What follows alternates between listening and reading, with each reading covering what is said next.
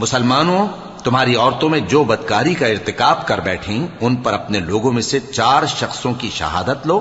اگر وہ ان کی بدکاری کی گواہی دیں تو ان عورتوں کو گھروں میں بند رکھو یہاں تک کہ موت ان کا کام تمام کر دے، یا اللہ ان کے لیے کوئی اور سبیل پیدا کرے۔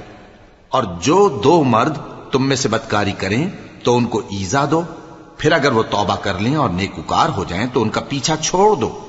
بے شک اللہ توبہ قبول کرنے والا ہے، مہربان ہے۔ اللہ انہی لوگوں کی توبہ قبول فرماتا ہے جو نادانی سے بری حرکت کر بیٹھتے ہیں پھر جلد توبہ کر لیتی ہیں۔ پس ایسے لوگوں پر اللہ توجہ کرتا ہے اور وہ سب کچھ جاننے والا ہے، حکمت والا ہے۔